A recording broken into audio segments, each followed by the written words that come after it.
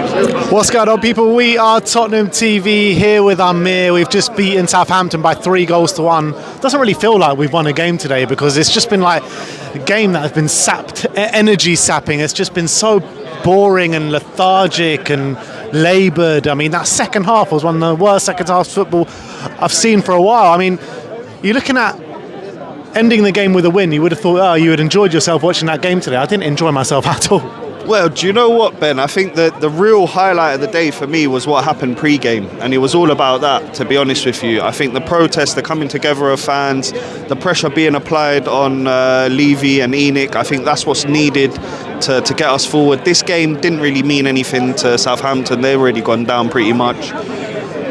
Our Premier League season's been over for a while. It's all about Thursday. It's all about Frankfurt, what we can do out in Germany.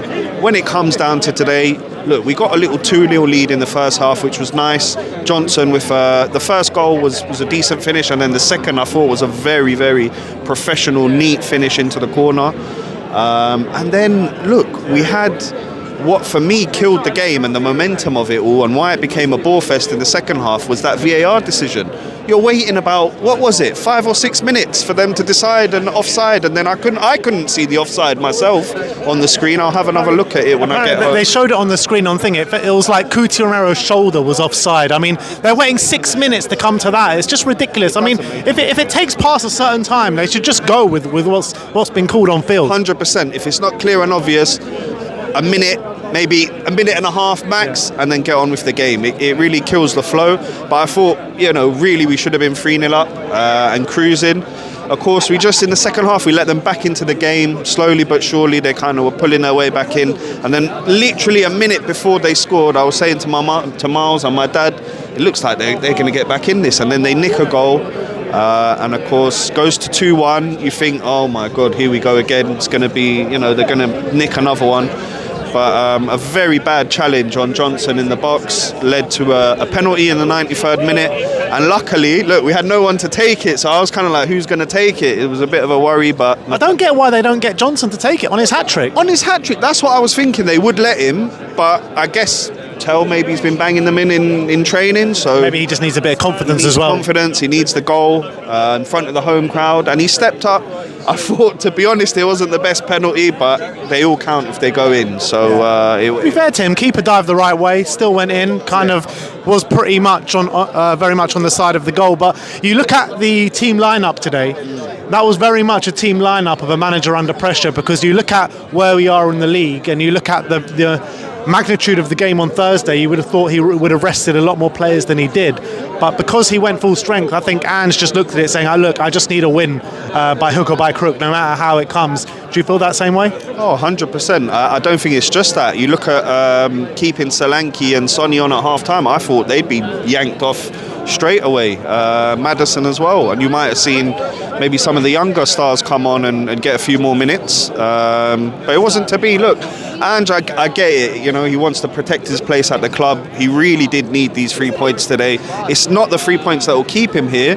It's all about Frankfurt and that Europa League for me. The one thing I do agree with Ange on is the whole VAR scandal, because I really do think it's killing part of the game. The fact that Chelsea, we waited about 12 minutes for 2 decisions, and here we waited another 5-6 minutes for a decision to be made. Yeah, it's not a good look. It's just ruining the game, these kind of things, and that's one thing I can definitely agree with Ange Postecoglou, because one of the only things I agree with him. Literally, because he bangs on about it, Ryan. He's so right when he talks about it, because you're just waiting, disrupts the flow of the game, and you're just like literally waiting for some bullshit decision to come through. It could go either. It could be, if it was given this way or that way, and you've made the effort of scoring a goal. Scoring a goal in football is one of the hardest things to do. And you instead of being 2-0 up, you're 3-0 up. It changes the game. It changes the dynamic.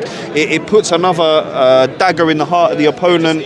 And I think if that decision is made our way and it's 3-0, we go on to maybe cruise that one, 4 or 5.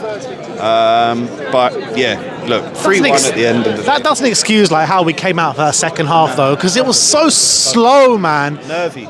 Do you reckon it was? No, I don't know what it was. It was just like two poor teams, just pretty much. It was just like so stop-start as well. So many fouls in the middle of the park. Dom Solanke couldn't make it stick at all today. I was really disappointed with what Solanke showed in the 9 because the amount of times it was getting fed into his feet or fed into his head, and either he would lose it or he would win it and then lose it straight away, and it would like kind of bounce off him. And he was really poor display. I get that. I think it wasn't his best performance, but I'm also looking at my manager to be seeing that, right? If I see my players struggling and, you know, we need him on Thursday, just take him off at half time. Put Tell on, or, you know, we're 2-0 up anyway. Why start him? Some things don't quite add up, but I think, like you said, it's to do with the pressure that he's under. He knew that anything but a win here, and, you know, that might have been his head on the chopping block. Do you think that was a performance of a team with an eye on Thursday, or do you think that's a performance of, or not just this performance, but also a recent performance of a team not really believing in their manager? Look, I think there was still a bit of belief for what Andrew's doing, because the players were still putting in effort in that first half. It was kind of the second half for me is where they're thinking about Thursday. Even the second half for me was fairly poor. I mean, we were winning just because Southampton were really poor, in my opinion. We put a few patterns of nice goals together and a few patterns of play, but that was pretty much it. Yeah, it was it, and I think that's why it was part of the reason is that there's just such an eye on Thursday.